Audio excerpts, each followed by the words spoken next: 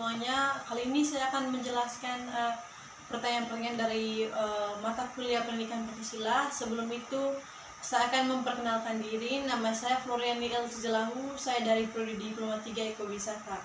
Pada pertanyaan nomor 1 yaitu dasar landasan filosofi Pancasila.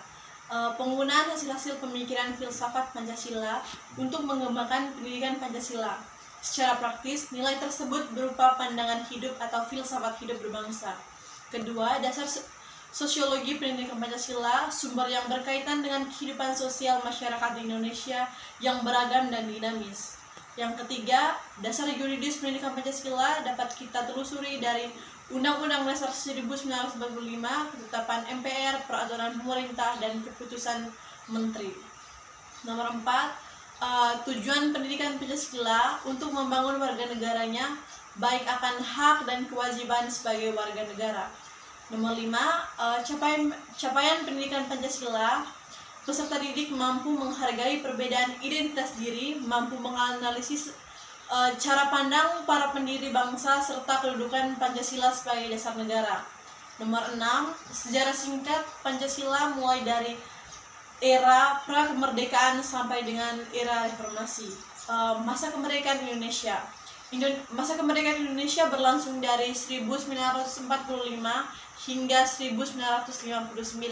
Pada saat itu Pancasila dijadikan sebagai filsafat hidup berbangsa dan negara Indonesia. Adapun beberapa permasalahan yang terjadi di masa kemerdekaan adalah pemberontakan Republik Maluku Selatan, yang kedua pemberontakan Partai Komunis Indonesia di Madiun pada tanggal 18 September 1948. Yang ketiga pemberontakan Tentara Islam Indonesia. Yang kelima pemberontakan Revolusioner Republik Indonesia sebagai gerakan protes ke pemerintah pusat. Yang kedua, Orde Lama berlangsung pada tahun 1999 hingga 1966 dan dikenal dengan demokrasi terpimpin. Masa ini merupakan peralihan warga Indonesia dari terjajah menjadi bangsa yang sepenuhnya merdeka.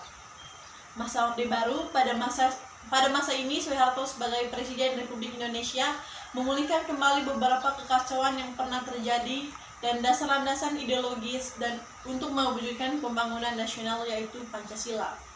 Dan yang terakhir pada masa reformasi, setelah Soeharto mundur dari jabatannya, posisi tersebut digantikan oleh Presiden B.J. Habibie.